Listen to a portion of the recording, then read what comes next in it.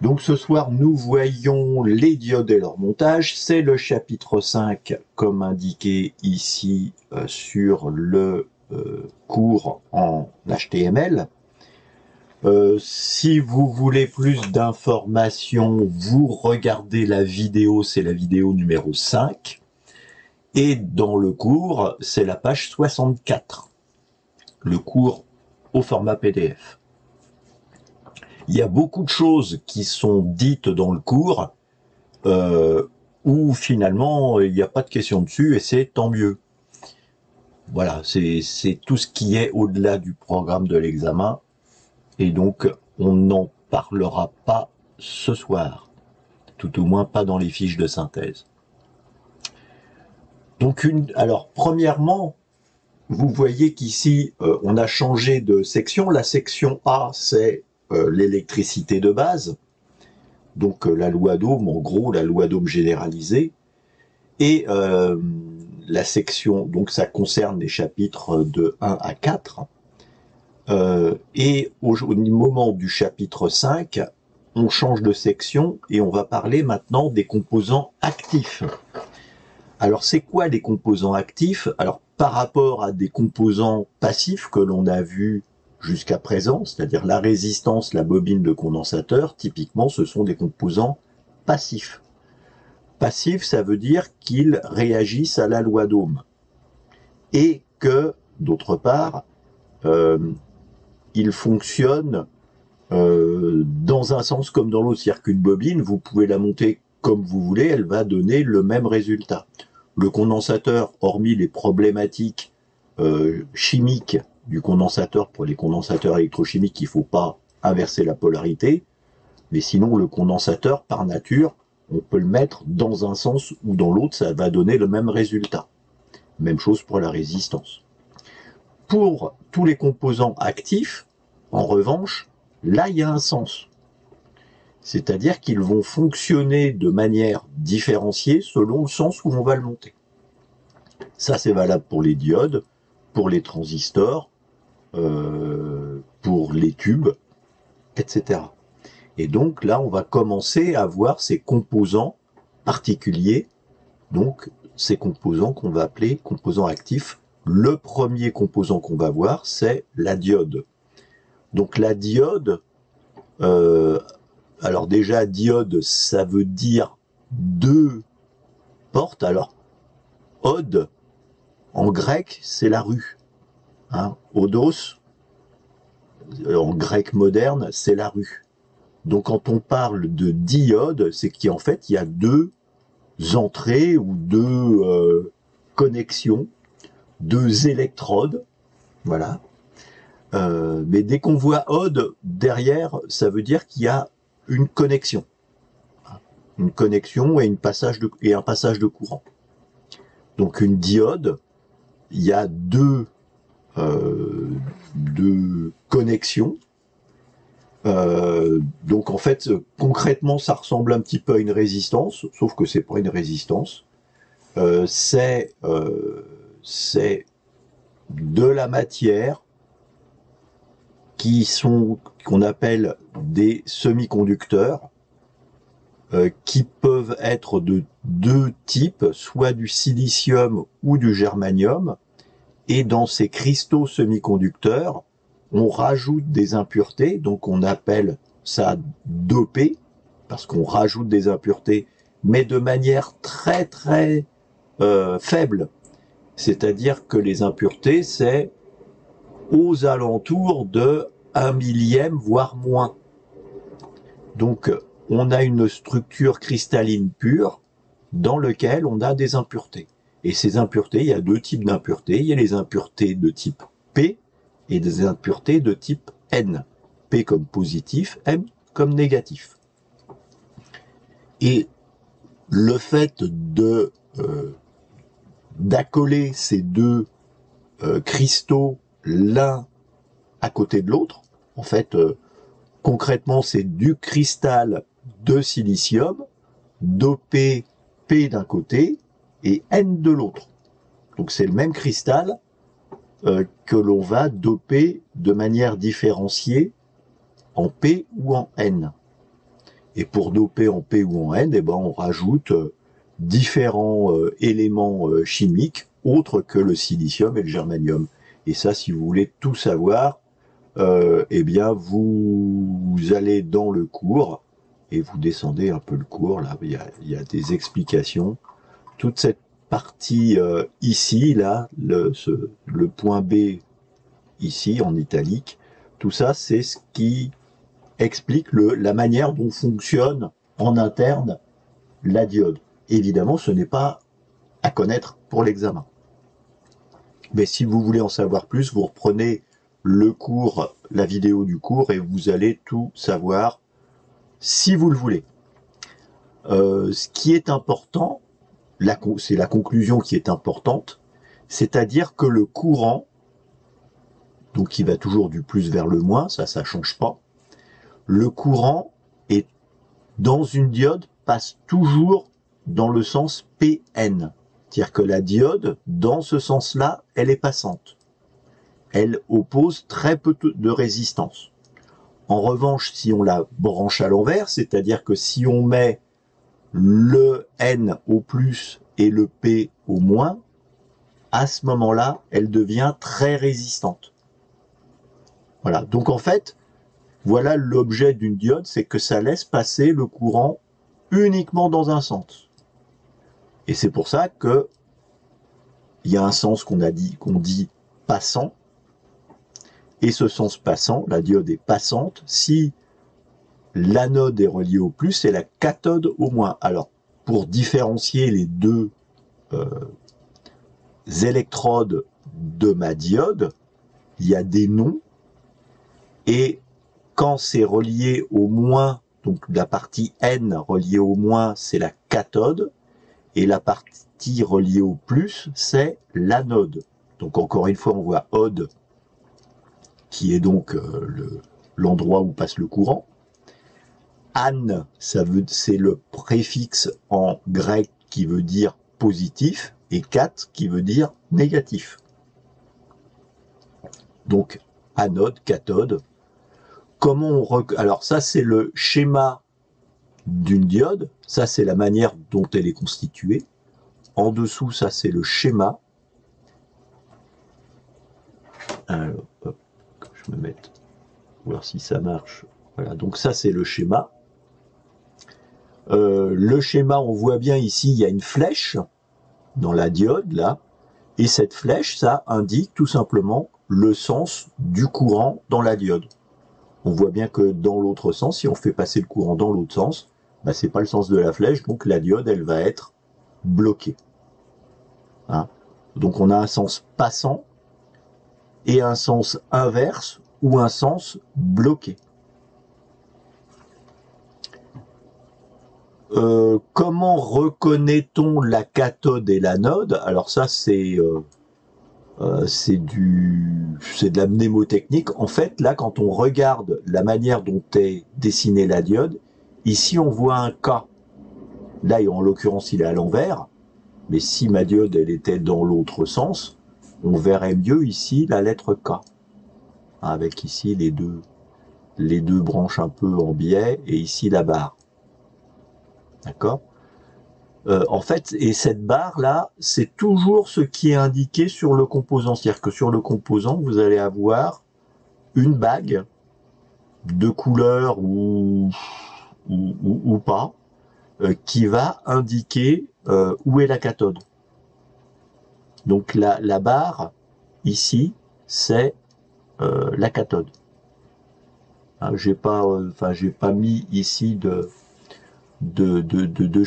photos de diode, mais voilà, il y a la référence de la diode, hein, je dis n'importe quoi, un N quelque chose, et après une barre, enfin un anneau, plus exactement, un anneau de couleur qui va indiquer dans quel sens est la cathode. Et l'anode, eh ben, on reconnaît ici la lettre A, ici assez mal dessinée puisqu'il manque ici les petites jambes de la lettre A. Donc même chose, là pour le coup, faut se pencher pour voir ici la lettre A. Donc la lettre K ici cathode et la lettre A anode. Donc lorsque la diode est passante, bah, elle a très peu de résistance, et donc elle laisse passer le courant. Sauf que, à la différence des résistances, il va y avoir une chute de tension. C'est-à-dire que, quelle que soit ici l'intensité, on va avoir une chute de tension d'environ 0,6, 0,7 volts. Alors en fait, concrètement, ça commence à 0,6, ça continue à 0,7 et ça va au maximum à 1 volt. Après, il y a trop d'intensité dans la diode, trop d'intensité, et donc quand parce que la loi d'Ohm, elle continue de s'appliquer, même si pour une diode ça marche pas. Donc si j'ai, je dis n'importe quoi, 1 ampère qui passe dans ma diode et une chute de tension de 1 volt, eh ben il faut que ma diode, elle dégage 1 watt de chaleur. C'est ça que ça veut dire concrètement.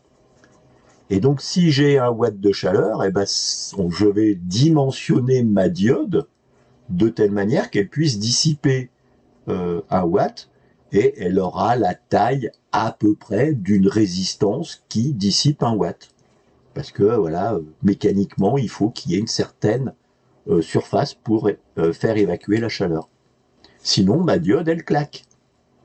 Puisque ma jonction, là, elle est trop chaude, et donc, elle casse.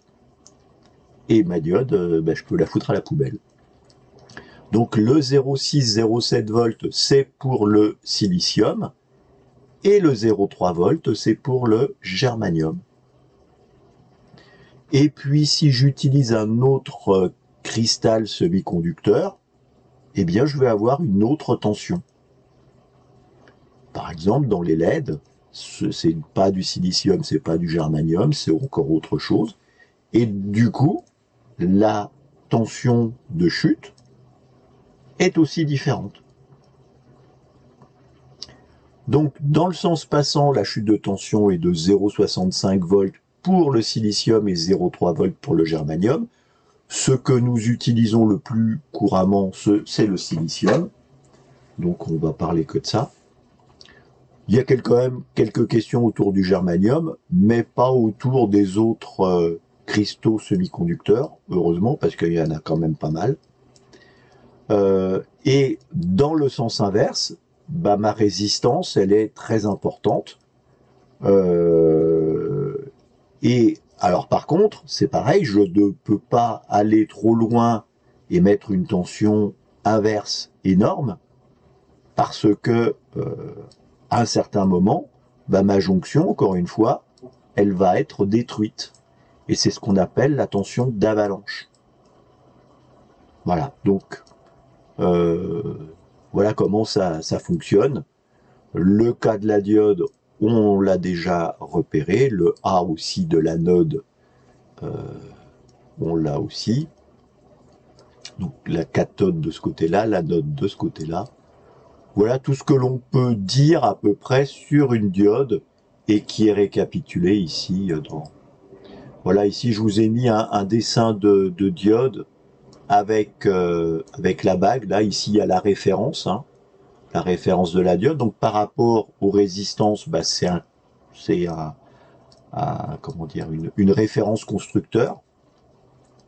Donc, une fois que vous avez réussi à déchiffrer la référence, vous tapez sur Internet la référence trouvée et vous avez les caractéristiques de la diode que vous avez dans les mains. Voilà, c'est assez simple. Sur la courbe caractéristique d'une diode, il n'y a pas de question. Donc, on passe. Sur la manière dont fonctionne une jonction, c'est pareil, on passe. Il y a on s'y attarde beaucoup plus longtemps dans le cours en détail. Donc, si ça vous intéresse, vous pouvez aller là-dedans, consulter là-dedans. Et maintenant, on va passer à la partie concrète. À quoi sert une diode? Donc à quoi sert une diode? Eh bien, ça va nous servir à redresser le courant. C'est-à-dire faire en sorte que, à partir, si on a du courant alternatif, comment générer du courant continu? Eh bien, tout simplement avec un système qu'on appelle le redressement. Le redressement, en fait, donc j'ai un transfo. Donc au passage, ça va me permettre aussi de générer la tension qui me va bien. Imaginons ici que j'ai 220 volts. Si je veux ici une tension du 12 volts par exemple, eh ben, il va falloir que je calcule mes enroulements pour qu'ici j'obtienne une tension qui soit convenable. Ma diode ici va me faire un redressement, c'est-à-dire qu'il ne va y avoir que les alternances positives qui vont passer dans ma diode. Lorsque l'alternance va être négative, ma diode va être en sens bloqué, donc il va rien se passer. Donc en fait, il va y avoir que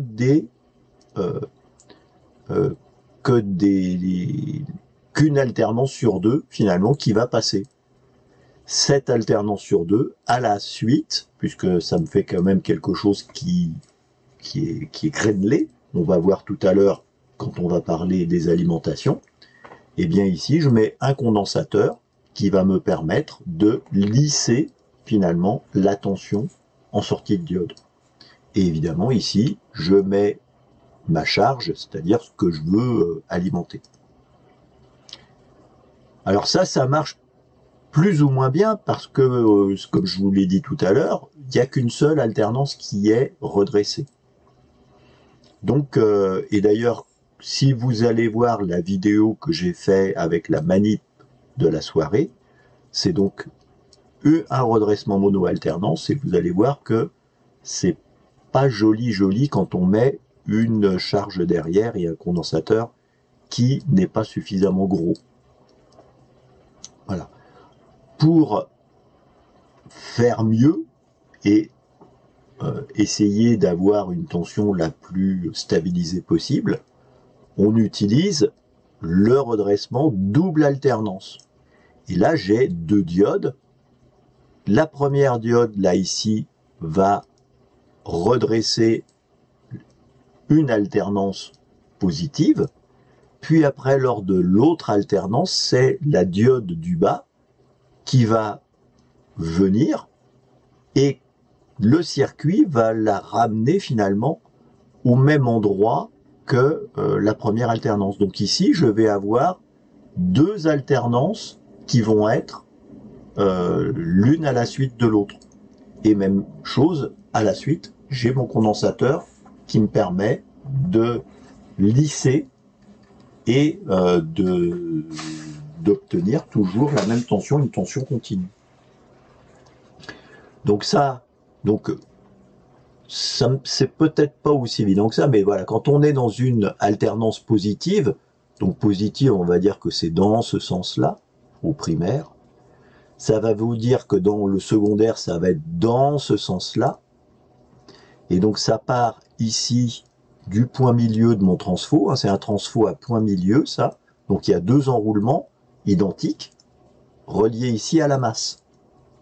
Donc lors de mon alternance positive, ça va faire comme ça. Et si je change de sens avec une alternance négative, dans ce sens-là, ça va repartir toujours de la masse, mais ça va utiliser la deuxième diode, puisque dans l'autre sens, le courant va avoir tendance à faire ça, mais ça marche pas puisque ma diode, elle va être en sens inverse. Elle va être en sens bloqué. Donc, j'ai bien un système qui va faire en sorte que j'ai une diode qui va être passante, l'autre bloquée, et l'alternance suivante, eh ben, c'est l'autre, enfin celle qui était bloquée qui devient passante et inversement. Ça permet comme ça d'avoir un condensateur ici de plus faible valeur. En revanche, Le point négatif, c'est que c'est un transfo à point milieu, donc ça tient un peu plus de place et c'est un peu plus cher. Deuxième solution, c'est avoir le même transfo ici que dans mon mono-alternance, mais je vais utiliser un pont de diode. Alors un pont de diode, c'est des composants qui sont déjà préparés. Encore une fois, allez voir la vidéo de détail et vous allez voir un pont de diode. Ou alors on se le fait avec 4 diodes. Comment ça va marcher?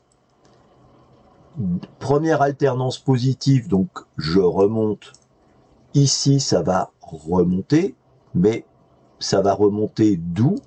En fait, ça va venir ici toujours de la masse, ça va passer par la diode du bas, enfin du coin en bas à gauche, ça remonte dans le secondaire du transfo, ça revient par le haut et ça passe après par la diode en haut à droite.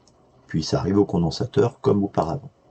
Dans l'autre alternance, c'est-à-dire l'alternance négative, dans ce sens-là, ça va toujours partir de la masse, ça va partir en haut, ça fait le tour comme ça revient par le secondaire, et ça ressort ici par la diode en bas à droite. Puis ça remonte comme ça. Et comme pour les autres types de redressement, eh bien, quand je suis ici dans ce sens-là, j'ai cette diode-là qui, elle, par nature, va être dans le sens bloqué. C'est celle-là qui sera bloquée, celle-là passante. Et même chose, celle-là sera bloquée, celle-là sera passante. Et lors de l'alternance, lors de l'autre alternance, donc l'alternance positive, les deux diodes vont changer de fonction. Donc en fait, là, quand on regarde, ce sont les diodes en diagonale, comme ça, qui sont soit passantes, soit bloquées. Donc, soit celles-là sont passantes et celles-là bloquées, soit celles-là sont passantes et celles-là sont bloquées. Le désavantage de cette double alternance, c'est que on a vu que pour les diodes, il y avait une chute de tension de au maximum 1 volt, entre 0,7 et 1 volt selon l'intensité qui passe dans la diode. Évidemment, comme je passe dans 2 diodes, je perds entre 1,4 et 2 volts qu'il faut de toute façon dissiper en chaleur. Voilà, donc ça chauffe 2 fois plus. Mais l'avantage, c'est que le transfo est plus petit et du coup coûte moins cher. Et vous remarquez que dans tous les cas, là où les diodes regardent toujours le condensateur. Ici, la diode, elle regarde le condensateur. Les deux diodes, là, elles regardent le condensateur. Et mes 4 diodes, là, elles regardent toutes le condensateur. Et ici, la sortie qui est une sortie positive. Évidemment, si on avait une sortie négative, ce qui peut aussi arriver, évidemment, mes diodes, elles vont être à l'envers. Mais j'ai pas encore vu de question là-dessus, hein, je vous rassure. Donc ça, c'est voilà une des fonctions de la diode, c'est fonction de redressement. Et ça, c'est les diodes en sens passant, le montage en sens passant.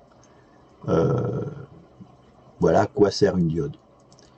On a aussi des diodes spécifiques qui vont fonctionner, dont les caractéristiques vont fonctionner quand elles sont montées en inverse.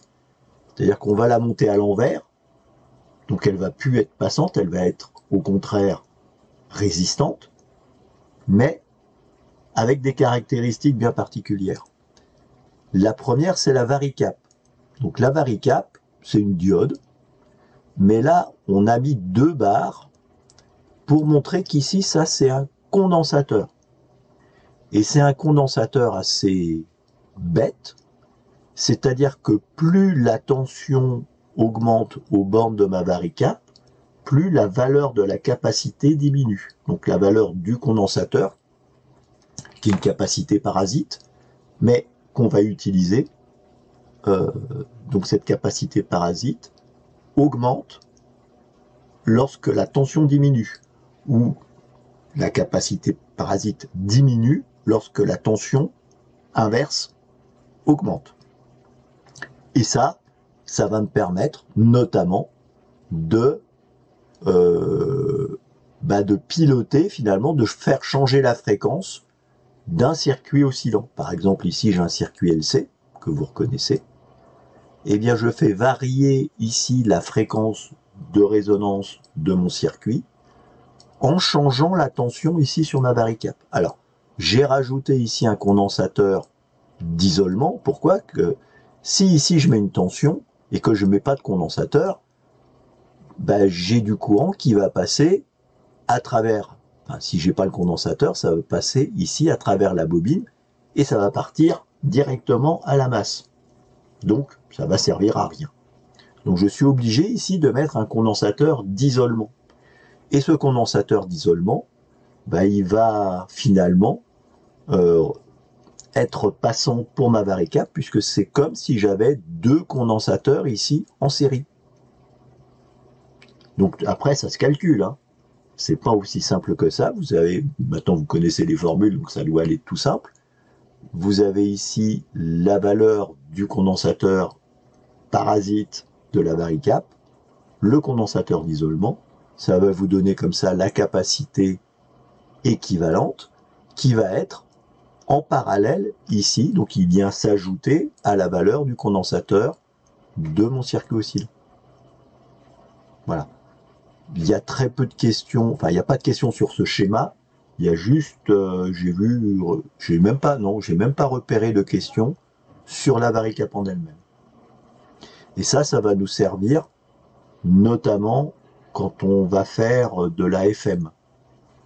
Donc ça, la varicap va servir pour faire varier la fréquence au rythme de l'ABF qu'on va mettre finalement ici sur la tension de commande du circuit. Bon, on verra ça plus tard. Pour le moment, ne vous polluez pas l'esprit avec ça. Deuxième application, c'est la Zener. Je vous ai dit tout à l'heure que lorsqu'on mettait une tension inverse trop importante sur ma diode, elle claquait. Eh bien la Zener, c'est une des caractéristiques, c'est-à-dire que on va avoir l'impression qu'elle claque parce qu'elle devient très passante au-delà d'une certaine tension. Et quand je dis très passante, c'est une résistance inférieure à 0,1 ohm, donc il y a plus grand-chose. Dès que la tension revient inférieure à cette tension Zener, la diode redevient bloquée. Donc en fait, c'est un petit peu comme une soupape, pour simplifier un peu les choses. C'est-à-dire que lorsque j'ai une tension ici, ma Zener, elle ne va faire que de lâcher de la soupape pour faire descendre la tension, puisque ici on a une résistance qui limite le courant d'avalanche et qui protège finalement la Zener. La Zener, elle se repère ici, le Z de la Zener, est dessiné là. C'est comme ça qu'on reconnaît une Zener. Encore une fois, pas de question à l'examen là-dessus, mais voilà, il pourrait y en avoir. Et puis on a des diodes particulières.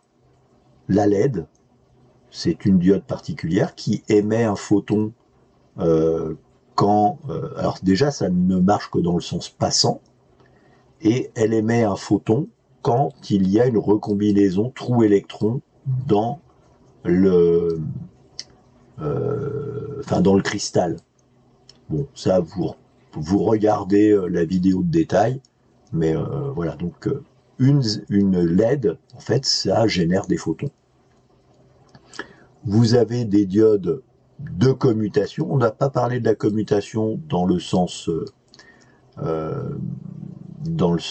passant, mais les diodes vont servir aussi à enfin, à remplacer des relais, par exemple, des relais électromécaniques. Et donc les pins, ce sont des diodes qui sont dédiées à cette commutation. Pins, ça veut dire positif, donc on a le PN, comme toute diode, et le I au milieu, c'est l'isolant.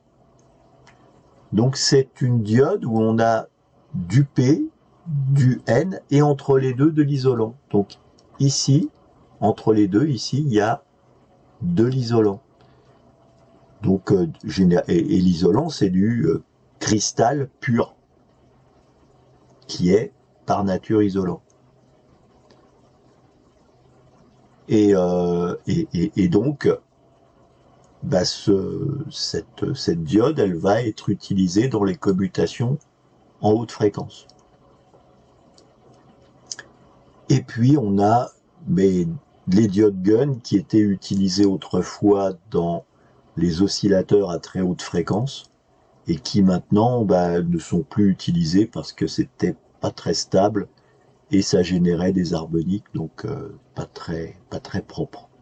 Voilà, et depuis les oscillateurs, on arrive à monter beaucoup plus haut en fréquence et donc les diodes Gunn ont été abandonnées. La seule diode dont on parle dans les questions d'examen, c'est la PIN. Mais peut-être que plus tard, il y aura des LED et des Gunn. Voilà, on ne sait pas.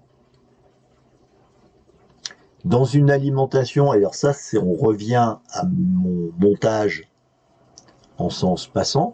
Donc ça, c'est un redressement par un pont. Je le reviens dessus. Donc c'est ce type ici. Ça s'appelle un pont de diode. Voilà. Donc, on va analyser ce que veut, enfin, le signal à la sortie de cette alimentation, de ce montage. Donc là, je vous ai indiqué, alors évidemment, sur le transfo, il y a du courant alternatif avec les deux alternances, l'alternance positive, l'alternance négative, et voilà ce que ça donne à la sortie du pont. C'est-à-dire que on a donc 2, c'est l'alternance négative, 1, l'alternance positive. Voilà. Donc je vous en ai mis une en rouge, l'autre en bleu pour bien les différencier. Donc ça, c'est le redressement. Au passage, il y a ma diode qui a raboté ici, enfin mes 2 diodes même, puisque j'ai un volt 4, donc j'ai 2 diodes qui ont raboté ici la tension. Donc finalement, en sortie, je n'ai plus que la valeur ici entre la crête ici et la base ici de ma sinusoïde. Voilà, donc ça c'est la chute de tension dans mes diodes. Encore une fois, ça, allez voir la vidéo en détail et la manip de la soirée, on le voit parfaitement bien ça. Enfin, moi j'ai pris un mono alternance, donc il n'y a qu'une seule diode, mais ça marche encore mieux, enfin c'est encore plus visible quand il y a 2 diodes évidemment. Et ensuite on a l'effet du condensateur. Donc l'effet du condensateur, en fait, ça va lisser et faire en sorte ici que la tension devient ici au maximum. Donc quand on calcule la tension qu'il faut sur le transfo, n'oubliez pas que quand on calcule comme ça, en règle générale, on est en tension efficace, mais à cause du condensateur, eh bien, on transforme cette valeur efficace en valeur maximum, en valeur crête, grâce ici à l'effet du condensateur, qui se remplit et qui, s'il y a peu de courant qui est débité dans la charge, eh bien, cette tension ici, elle reste sur la pointe. Et dès que ça débite, mais il faut que ça débite quand même pas mal sur la charge, ici, on a un petit crénelage qui se fait sur le haut. Encore une fois, allez regarder dans la vidéo de détail et la manip de la soirée, donc c'est tout à la fin, et vous allez avoir l'explication.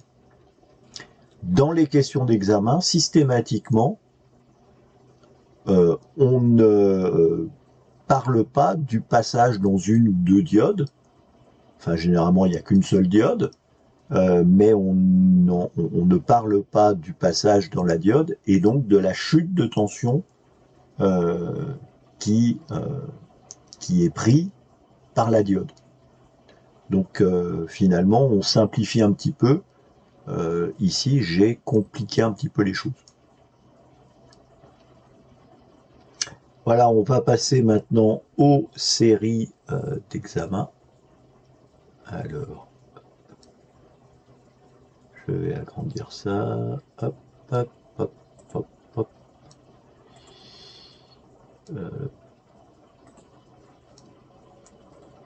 Alors, on va faire la 69.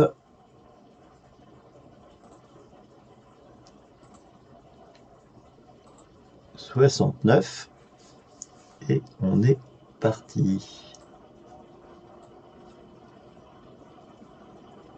Alors, comme je vous le disais tout à l'heure, j'ai pas réussi à avoir 20 questions dans la base de données concernant les diodes. C'est pour vous dire qu'il y a quand même relativement peu de questions sur ce sujet. Du coup, j'ai commencé cette série d'entraînement avec des condensateurs et des transfos avant de parler du sujet de la soirée des diodes. Donc ici, on revient à ce que l'on avait déjà vu, c'est-à-dire que ce sont calculs de capacité équivalente de deux condensateurs en parallèle, 15 micros à 1000 nanofarads, donc 1000 nanofarads c'est 1 microfarad, donc je fais 16 plus 1, ça me fait 16 microfarads, et ben pas de chance, c'était dans l'autre sens qu'il fallait le faire, c'est-à-dire que 15 microfarads c'est 15 000 nanofarads, plus 1000, ça me fait 16 000 nanofarads. Et j'ai pas besoin de sortir ma calculette. Même idée là. Alors, qu'est-ce qu'on me propose? 35 picots, ça me va bien. Donc 0,10 nano, ça me fait 10 picots. Hein. Souvenez-vous de ma petite table de conversion, que j'ai pas sorti d'ailleurs, que c'est pas bien. Alors, où c'est qu'elle est? Hop, hop, hop. Ouvrir. Texte synthèse. Alors, ma table de conversion, la voilà. Ici, j'ai mes nanos. Donc, si je dis 0,10 nano, donc 0,01, donc je me base bien ici, et donc ici, si je mets un 1 ici, ça me fait donc 10 picofarads. Donc 10 picots plus 25, 35 picofarads. Quelle est la tension au secondaire? Alors je reviens ici. On va se mettre tout en haut. Se préparer pour les questions sur mes diodes. Donc ici, alors ça c'est un transfo, vous voyez, à point milieu. Pourquoi? C'est que le secondaire, enfin il y a deux secondaires, et il y a le même nombre de spires au secondaire. Donc j'ai 30 spires ici, 30 spires ici, et ils sont les uns derrière les autres. Donc ici, ça je peux mettre ça à la masse, et ce transfo va pouvoir me servir, si je veux, pour une alimentation, enfin, oui, une alimentation avec 2 diodes euh, pour, euh, pour un redressement à 2 diodes avec point milieu. Donc, ici, ce qui va m'intéresser, puisque je ne m'intéresse ici que à ce secondaire, au secondaire du bas, j'ai 30 spires et 60 spires au primaire, donc j'en ai 2 fois moins, donc j'aurai 2 fois moins de tension. 15 divisé par 2, 7,5. Encore une fois, je ne me suis pas servi de ma calculette. Quelle est la tension U? Donc 75 spires, 25 spires, il y en a 3 fois moins. 15 divisé par 3 égale 5. Bon, ça doit se faire très facilement, puisque, oui, la tension est proportionnelle au nombre de spires. Intensité au secondaire. Alors, j'ai une puissance de 300 watts au primaire. On me dit que le transformateur est parfait. Donc, j'aurai aussi 300 watts au secondaire. Et pour avoir 300 watts au secondaire dans ma résistance, eh ben, il faut que j'ai 4 ampères. Hein, puisque P égale UI, ou si je veux, I est égal à P sur U, donc ça fait 300 divisé par 75, ce qui me fait 4. Je n'ai pas encore besoin de me servir de ma calculette.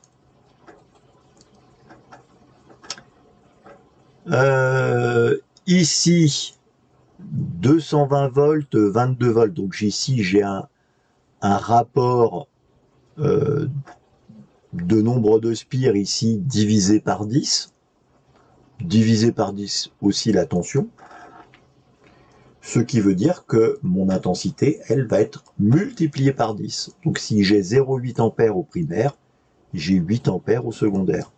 Et encore une fois, j'utilise pas mes belles formules, j'essaye de le faire de manière intuitive. Ici, c'est 4 fois.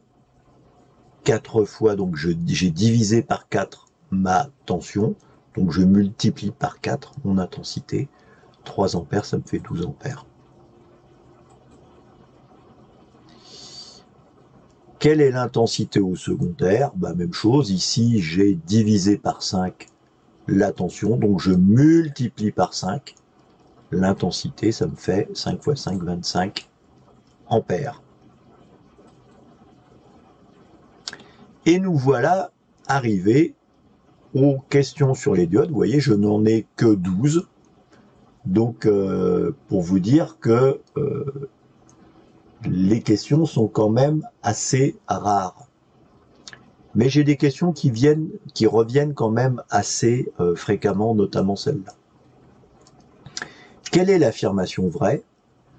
Le sens passant d'une diode est P vers N. Ça, c'est pas mal. Ça me plaît bien. On va vérifier les autres. Dans le sens passant, la cathode d'une diode est reliée au plus. Je regarde ici ma cathode, elle est reliée au moins dans le sens passant, donc c'est pas bon. Dans le sens passant, une diode a une très forte résistance. Non, c'est le sens inverse ou le sens bloqué. Il y a deux qualificatifs pour le sens inverse, c'est soit inverse ou bloqué.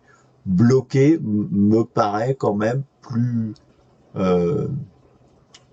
simple et plus compréhensible que le sens inverse. Voilà. Mais bon, les deux se disent. La tension de seuil d'une diode silicium est 0,3 volts. Non. Le silicium, donc le symbole chimique c'est Si, c'est 0,6 ou 0,7. Donc pour mettre tout le monde d'accord, j'ai mis 0,65. Donc c'est bien la première qui est l'affirmation vraie. Une affirmation fausse maintenant. Dans le sens passant, la cathode d'une diode est reliée au moins. Est-ce que c'est faux? Donc dans le sens passant, la cathode est reliée au moins. C'est vrai. Dans le sens passant, une diode a une très faible résistance. C'est vrai, puisqu'elle est passante. Le sens non passant d'une diode est P vers N. Non, c'est le sens passant qui est P vers N. Le non passant ou le sens inverse, c'est N vers P. Et la tension de seuil d'une diode silicium est d'environ 0,7 volts, ouais, 0,65. C'est la bonne réponse. Enfin, elle est bonne, donc c'est pas la bonne réponse. La bonne réponse, c'est la réponse fausse. C'est le sens non passant d'une diode est P vers N. Quelle est l'affirmation fausse? Vous voyez, il y a beaucoup de choses, des affirmations vraies, des affirmations fausses. Dans les diodes, le courant passe dans le sens PN. Ça, c'est vrai. Dans le sens passant de la diode, la cathode est reliée au plus. Non, la cathode est reliée au moins. Donc, c'est ça qui est faux. La chute de tension dans une diode silicium est entre 0,6 et 0,7 dans le sens passant. C'est vrai, d'où mon 0,65. Et dans une diode, il y a une anode et une cathode. C'est vrai, une anode, une cathode. Quel est le schéma correct? Alors là, il faut se prendre un petit peu la tête. Donc, on vous dit, donc déjà K et A pour cathode et anode.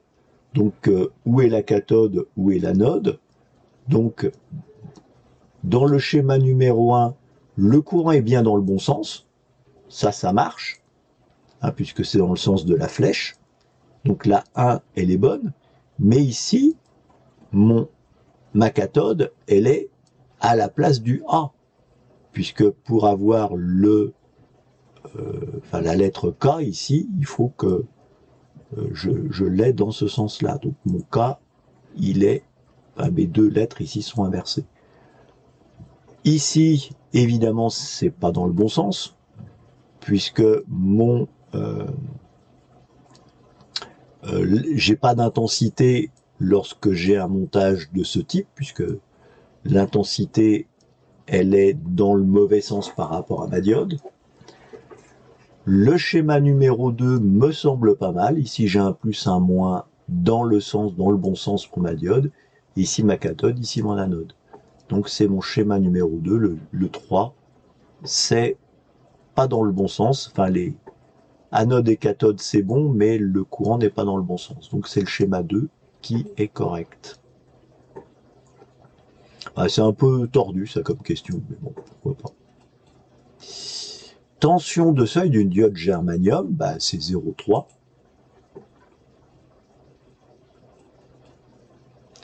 Quelle est la particularité de la diode Zener? Alors, j'en ai qu'une seule question sur la diode Zener. J'ai pas de question sur la Varicap, mais j'ai une question sur la Zener. Elle peut laisser passer le courant en inverse à la tension Zener. Ça, c'est pas mal. C'est pas extraordinaire comme définition, mais c'est un peu l'idée. Elle ne laisse passer le courant que dans un seul sens. Non, ça c'est valable pour toutes les diodes. C'est-à-dire qu'une diode Zener, quand vous la mettez dans le bon sens, enfin dans le sens passant, elle est passante. Et ce n'est qu'en sens inverse que on a l'effet Zener. Donc il faut qu'elle soit montée à l'envers sur le circuit pour avoir l'effet Zener. Elle ne peut pas griller. Si, malheureusement, c'est-à-dire que si on lui fait passer trop d'intensité, comme toutes les bonnes diodes, elles vont cramer parce qu'elle va trop chauffer. L'impédance augmente si l'on applique la tension Zener. Ça veut rien dire. Enfin, je comprends pas ce que ça veut dire. Donc la bonne réponse, c'est la première. Alors, maintenant, on a nos montages.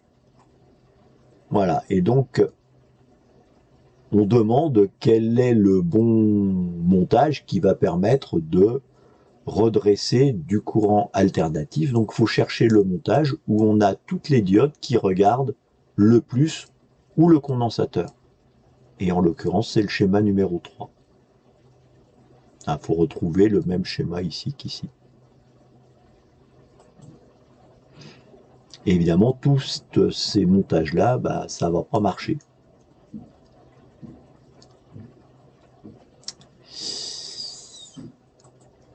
Alors, pour quelles applications utilise-t-on la diode PIN? Eh bien, c'est ce que je vous disais, c'est commutation HF. Elle fait pas du redressement, enfin, elle pourrait en faire, mais elle n'est pas... Généralement, les diodes PIN, ce sont des petites diodes avec très peu... qui peuvent dissiper très peu de puissance. Donc, redresser, s'en servir dans une alimentation, c'est un peu compliqué, ou tout au moins, on ne peut pas obtenir de grosses intensités. Stabilisateur de tension, non, ça c'est plutôt la Zener. Et capacité variable en fonction de la tension à ces bornes, ça c'est plutôt la Varicap.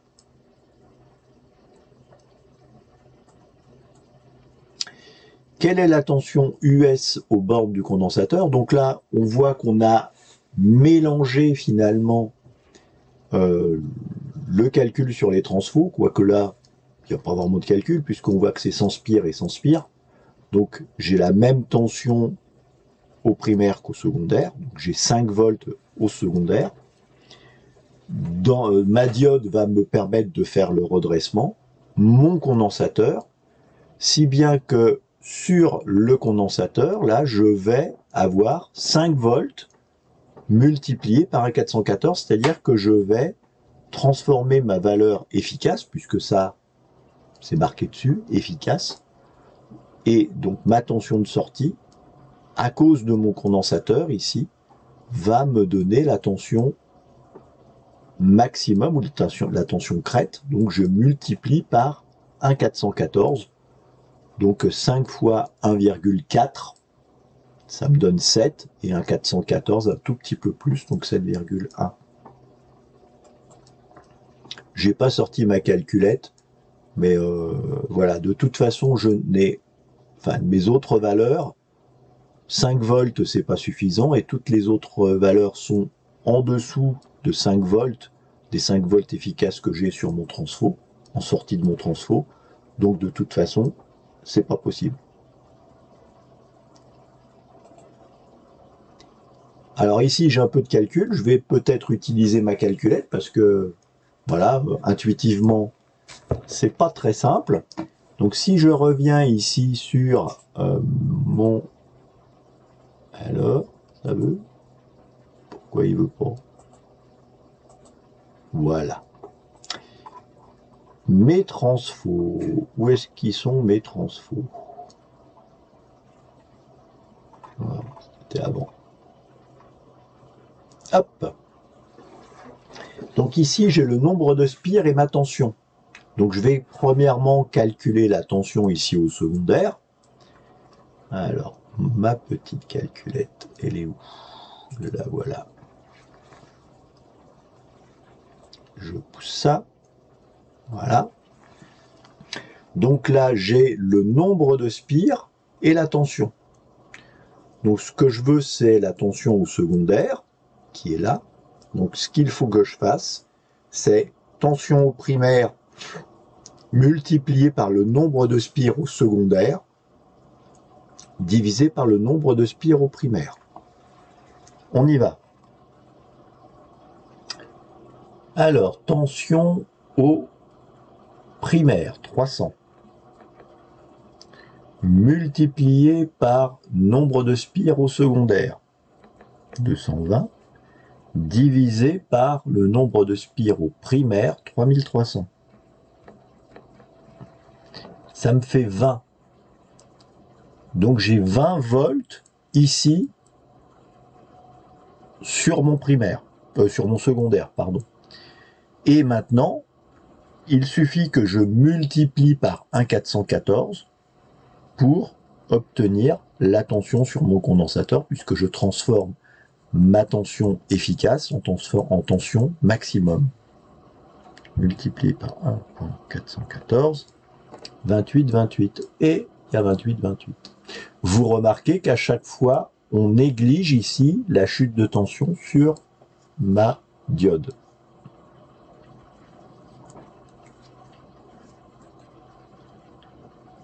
Même chose ici, donc 200 spires, 150 spires, etc. Alors, est-ce que je peux facilement modifier ça sans être obligé de tout reprendre? Donc, c'est 2000.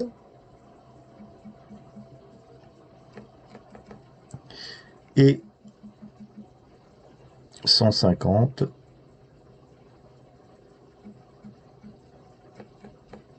Voilà. 31,8, 31,8. Et dernière question. Quel est le composant absent dans cette alimentation? Le filtre à condensateur, la diode, elle y est bien la diode, filtre à inductance, pourquoi pas, filtre bouchon, ça sert à rien. Donc à mon avis, c'est plutôt filtre à condensateur, sachant que je pourrais très bien utiliser aussi un filtre à inductance, et dans ce cas-là, c'est en série qu'il faudrait l'utiliser. Mais c'est assez rarement utilisé, on va plutôt utiliser des condensateurs. Pourquoi? C'est que si j'utilise un filtre à inductance, le courant qui va passer ici, qui va alimenter finalement mon circuit, il va passer à travers ma bobine qui, elle, mécaniquement, va chauffer. Et donc, c'est pas idéal, et généralement, les bobines, pour qu'il y ait une inductance suffisamment importante, notamment à 50 Hz, il faut pas mal de spires, et donc, en règle générale, le fil est très fin. Et si le fil est fin, il y a peu de courant qui passe dedans, et donc c'est pas une alimentation, c'est une alimentation de très faible valeur. Donc on préfère largement utiliser un condensateur. Voilà. Donc vous voyez, il y a relativement peu de questions. On a répondu ça en 20 minutes. Voilà, c'est relativement facile. On va voir si on n'est pas mauvais, si on ne s'est pas planté quelque part. Et on est bon. On va se faire la deuxième série. C'est la série 70. Et je vous laisserai faire les séries 71 et 72 tout seul. C'est du même acabit. Et évidemment, on va recommencer depuis le début de la partie technique, comme on a déjà fait jusqu'à présent. Alors, on revient. Alors, voilà. On revient sur ma loi d'Ohm. On revient au début. Hop. Quelle est l'intensité I? Donc, I, donc j'ai P et U. Donc j'ai P, U et je veux savoir I. Donc pour calculer I, je fais P divisé par U. P 15 watts, U 15 volts. Donc ça me fait 1 ampère. Je ne sors pas ma calculette pour faire 15 divisé par 15. Faut pas exagérer. Les formules exactes, que j'aime bien ça. Alors, U est égal à R plus I. Non.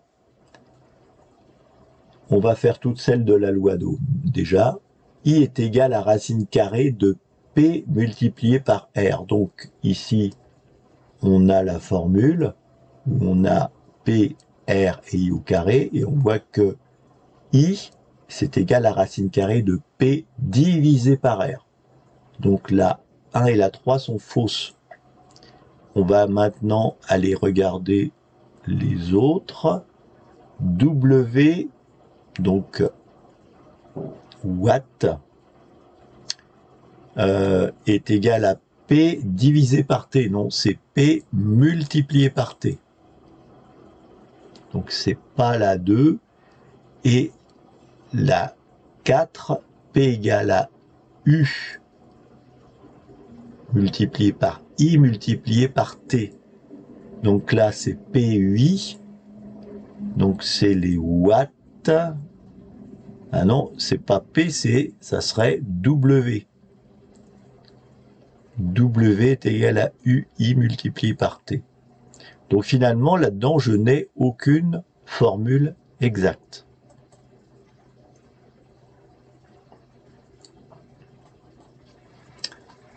Mon code couleur de résistance, on va y arriver, voilà. Bleu 6, orange 3, vert 5. Donc 6, 63 et 5 zéros derrière, donc 6,3 millions.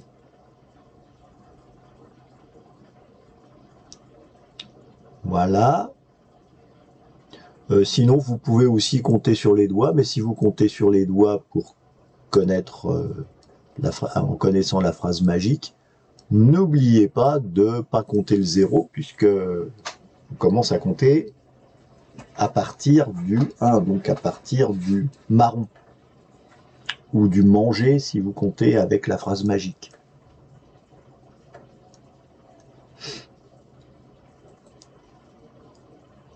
Alors, tension, quelle est la tension U? Alors, U est égal à R multiplié par I. Donc R, c'est toute cette valeur-là, donc c'est 25 000 ohms. Je reprends ma calculette. Hein, donc U est égal à R multiplié par I. R, c'est 12 plus 8 plus 25, donc 25 000, c'est des kilos, multiplié par 18 milliampères. 18 exposant moins 3. Et ça me fait 450 volts.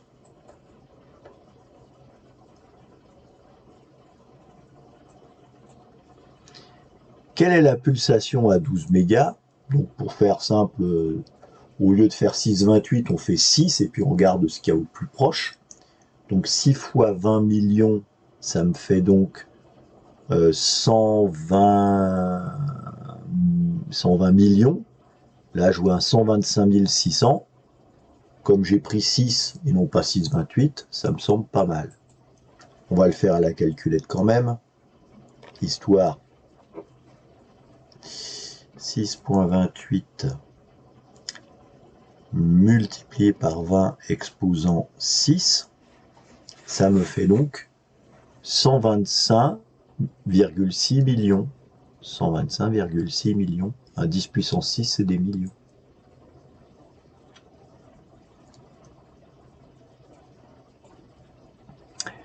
Encore mon histoire de formule exacte. Alors, on va commencer par regarder la loi d'Ohm. Alors, P est égal à racine carrée de R multiplié par U.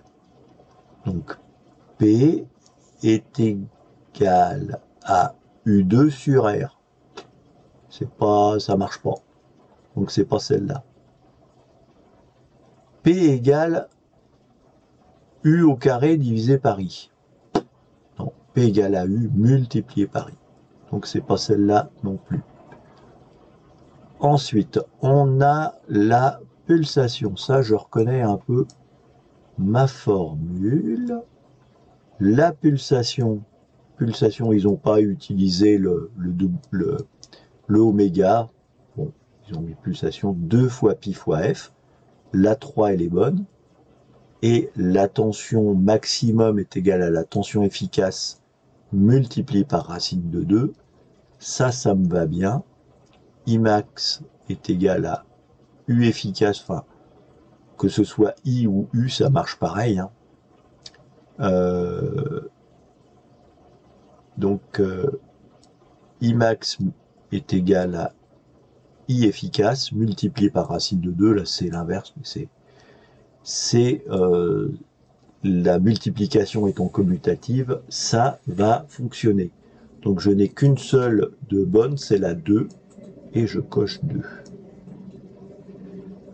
La capacité, quelle est la quantité d'électricité emmagasinée dans le condensateur? Donc Q est égal à C multiplié par U.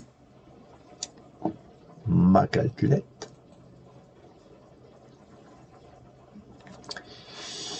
Alors, C, 22 exposant moins 6, multiplié par U, 750. Ça me donne donc 16,5 millicoulombs. Alors, j'ai pas de millicoulomb, mais j'ai un 0,16 coulomb. Et quand je reprends mon tableau, je reviens en arrière. Non, je n'ai pas été assez loin.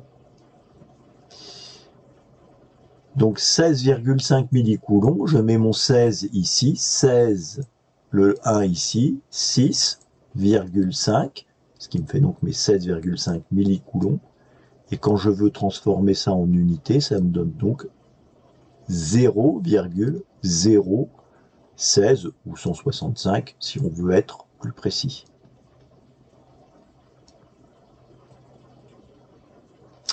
L'impédance. Alors l'impédance. Encore, voici l'impédance. Impédance, c'est donc, alors ma calculette, 1 divisé par, j'ouvre ma parenthèse, 6,28 multiplié par la fréquence, 144 exposant 6, c'est des mégas, et multiplié par la valeur du condensateur, 20 exposant moins 12. Donc, j'ai pas besoin de mettre, de fermer ma parenthèse. Voilà, ma calculette sait très bien que voilà, que c'est bon comme ça. Donc ça me fait 55,29, 55 ohms, ça me va bien. Calculer la valeur équivalente de 4 condensateurs en série de 20 microfarads. Si c'est en série, bah, je vais diviser par 4. Donc 20 divisé par 4, 5 microfarads.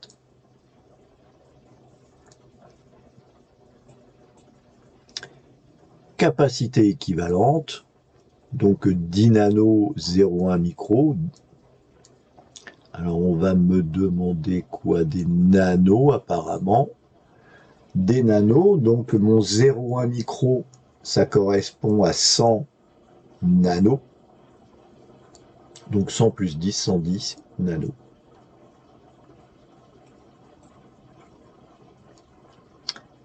Quelle est la puissance dissipée dans R? On a déjà eu un truc équivalent. Quoique non. En fait, la puissance dissipée dans R, c'est la puissance qui est disponible au primaire. Au primaire, donc, on a 100 volts et 350 milliampères. 100 volts multiplié par 350 exposant moins 3. Et ça me fait donc 35 volts. J'ai utilisé ma calculette, mais là, j'avoue, c'est de la fainéantise.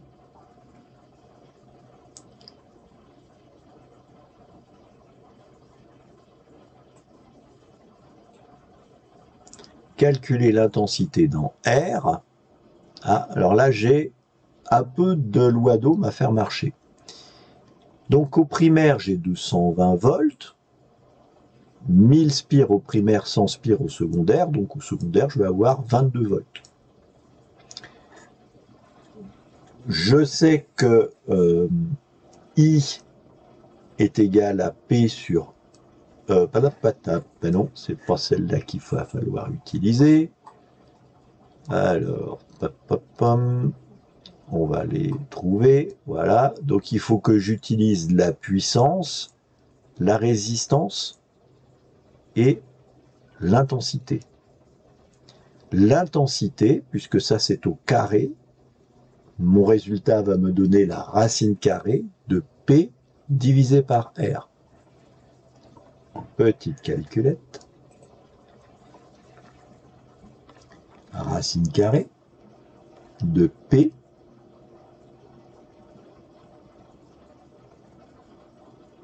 alors l'intensité, ah ben non, c'est pas ça. On parle pas de P, on parle de tension.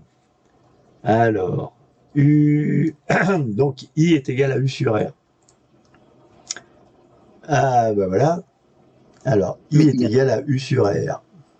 U. Il y a un truc que je me souviens pas, c'est est-ce que il n'y a pas une histoire, il faut prendre U efficace? Non, bah là je pense non. Non, non, non, non. Là, quand on te donne un chiffre comme ça, c'est que c'est une valeur efficace. Hein. Ok, oui. Parce Ouais, que je me souviens, j'avais eu le piège. ah bah ça, alors après, tu peux avoir, enfin, et dans ce cas-là, c'est indiqué, c'est marqué 220 volts maximum. Mais s'il n'y a rien d'indiqué dans un transfo, c'est des valeurs efficaces. Ok. Donc, I est égal à U sur R, 22 divisé par 220. Ça me fait 100 milliampères ou 0,1 ampère.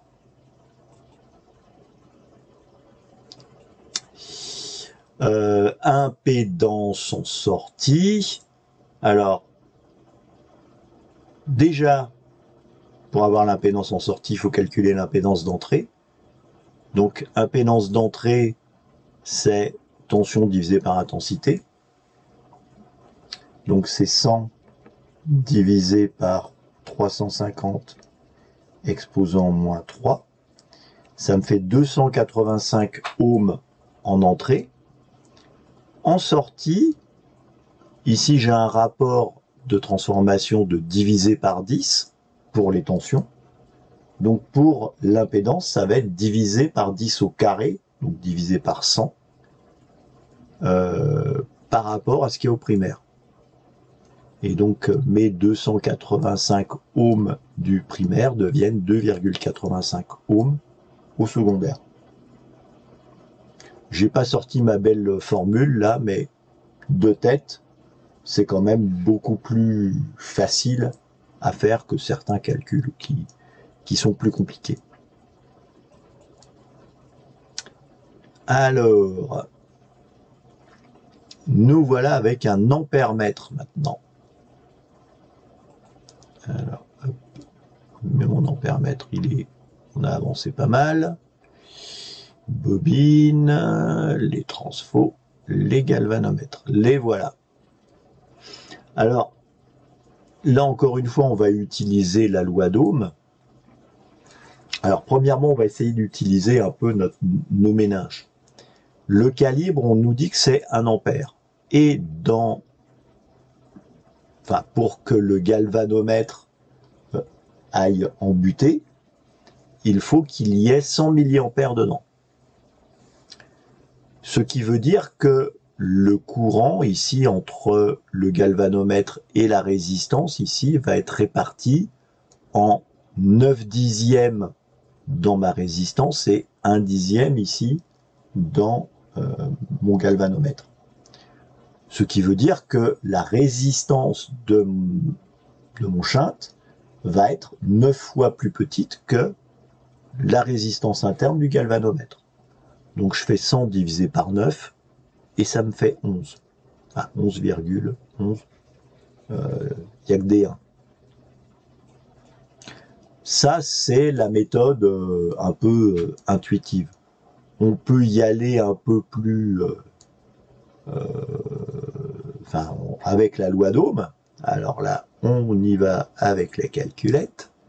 On va calculer déjà la tension qu'il y a en déviation maximum sur le galvanomètre. Donc, U est égal à R multiplié par I. Donc, c'est 100 multiplié par 100 milliampères, exposant moins 3. Et ça me fait donc 10 volts. C'est quand même pas extraordinaire, hein, ce galvanomètre. Hein. C'est bon à mettre à la poubelle, ça. Donc il y a 10 volts pour que l'aiguille aille en bout de course. Il faut lui appliquer 10 volts. Dans ma résistance de shunt, là, donc qui va passer déjà dans mon galvanomètre, enfin dans mon ampèremètre, il va passer 1 ampère. Ici, on va avoir 100 milliampères. Ici, 900 milliampères. Donc, ma résistance, là, R est égal à U sur I, U 10 volts, divisé par I, donc 0,9, alors divisé par 0,9 ampères, et ça me donne bien mes 111 ohms. Voilà, on peut le faire des deux manières, et heureusement, ça donne la même réponse. Combien de dB fait un rapport de puissance de 800? Alors,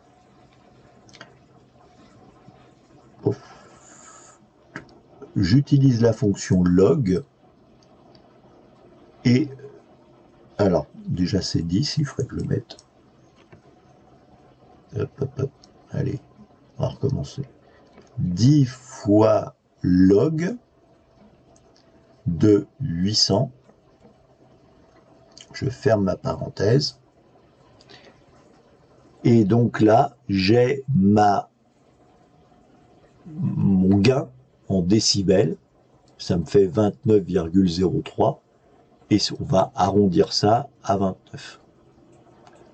Autre manière, c'est d'utiliser ma petite table de conversion des logs qui est là. Donc unité, donc 800, pardon, 8, c'est ça, c'est le rapport arithmétique de 8 qui correspond à l'unité de décibels 9, et mes deux zéros là, ça va correspondre à la dizaine de décibels, donc à 2, ce qui me fait bien mes 29. C'est mon fameux truc là qu'il faut faire, enfin c'est, je l'ai pas mis là, mais voilà, c'est quelque chose qui est pas aussi évident, mais à la calculette ça se fait aussi assez facilement. Deux têtes, c'est relativement aisé quand même. La fréquence de coupure de ce joli circuit, la fréquence de coupure, la voilà, 1 sur 2 pi RC. Hop. 1 sur 2 pi RC, 1 divisé par, j'ouvre ma parenthèse,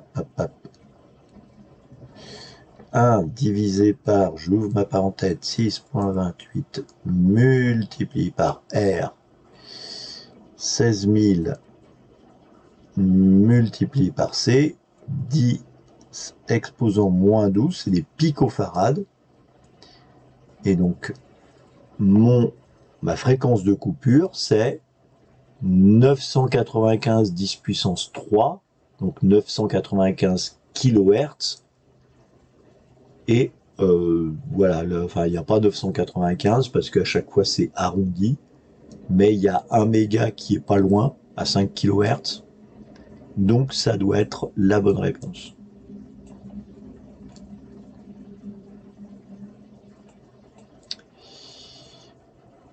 La fréquence supérieure à 2 décades de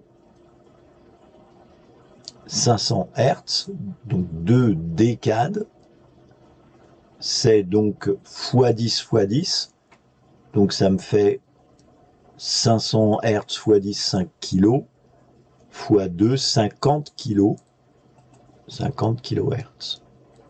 La réponse, elle est proposée, ça tombe bien. Quel est ce type de filtre? Donc ça, c'est un filtre RL,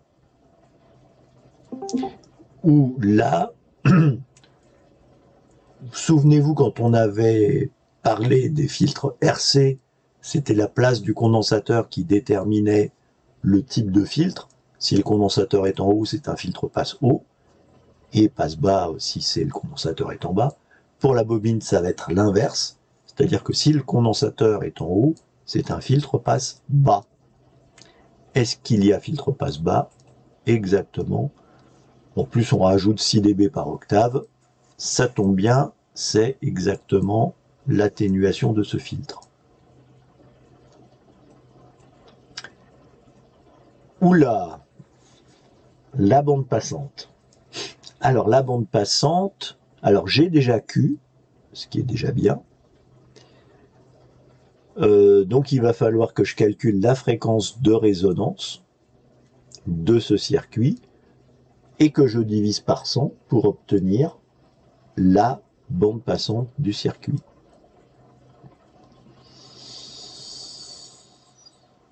Le facteur Q, voilà, on en est là. Alors, ma fréquence de résonance, elle est indiquée ici. 1 sur 2 pi racine carrée de LC. Ma petite calculette que voici. 1 divisé par 6,28 multiplié par racine carrée de L, 20 exposant moins 6, multiplié par C, 20 exposant moins 12. Là, je suis bon, je vais jusqu'au bout, je ferme ma parenthèse, et ça me fait... Ah bah oui, si j'ai oublié de faire diviser, ouais, si je rentre pas le divisé devant, ça va pas marcher. Alors, vas-y. Diviser. Ah, c'est mieux. C'est mieux, voilà. Et là, donc, 7,96 mégas. Alors, 7,96 mégas, on va dire que ça fait 8 quand on arrondit. Donc, ça me fait 8 mégas divisé par 100, puisque mon Q est de 100. Et ça me donc fait 79,6, donc 80 kilos. J'ai 80 kilos. Quelle est approximativement la tension mesurée au bord d'une diode germanium passante?